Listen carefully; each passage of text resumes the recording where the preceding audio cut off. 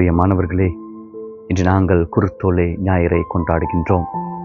அன்பார்ந்தவர்களே, இன்று நாங்கள் குருத்தோலை ஏந்தியவர்களாக ஓசானா என்று சொல்லிக்கொண்டு இறைவனை பின்தொடரும் மக்களாக இருக்கின்றோம்.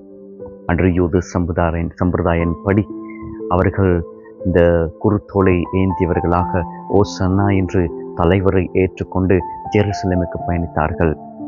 அப்படி பயணித்த அவர்களே ஆண்டவரை மீண்டும் சிலுவிலே அறையுங்கள் என்று அவர்கள் கூக்குரலிட்டார்கள். அன்பார்ந்தவர்களே, இன்று நாளிலே ஒட்டகத்தில் கூட அவருக்கு ஒரு வேலை இருக்கின்றது.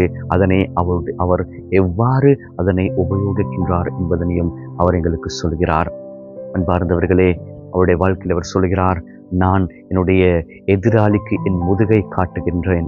என்னுடைய எதிராளி என்னை அழிக்கும் சந்தர்ப்பத்தில் நான் அவனுக்கு ஓடி ஒளியாமல் அதற்கு நான் முகம் கொடுக்கின்றேன். அந்த முகம் கொடுப்பதற்காக என்னை ஆண்டவர் வலுப்படுத்தியிருக்கின்றார். என்னை அவருக்குள்ளே என்னை பலப்படுத்தி அவரில் தஞ்சம் கொள்ளும் ஒரு மகனாக என்னை மாற்றியிருக்கின்றார் என்று இன்று நாளிலே 1ஆம் வாசகம் சொல்லுகிறது.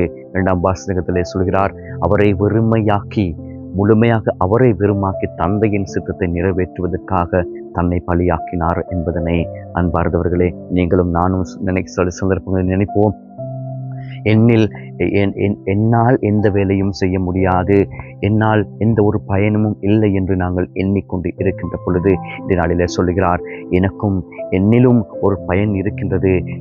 என்னை அவர் பயன்படுத்துவார், அவருக்கு தேவையான முறையில் என்னை பயன்படுத்துவார் என்பதனை ஆண்டவர் எங்களுக்கு சொல்லுகிறார். அன்பார்ந்தவர்களே, நாங்கள் எங்களுடைய பங்கு வாழ்க்கையிலே நாங்கள் பல விடயங்களை செய்கின்ற பொழுது நாங்கள் யோசிப்போம், நாங்கள் நினைத்திருப்போம், என்னால் இந்த வேலையை செய்ய முடியாது, என்னால் எந்த ஒரு பயணமும் இல்லை. குடும்ப வாழ்க்கையிலே நாங்கள் பிள்ளைகள் என்ற ரீதியிலே நினைத்திருப்பீர்கள், என்னால் எந்த ஒரு பயணமும் இல்லை. குடும்பத்திற்கு கணவன் நினைத்திருக்கலாம், மனைவி நினைத்திருக்கலாம்.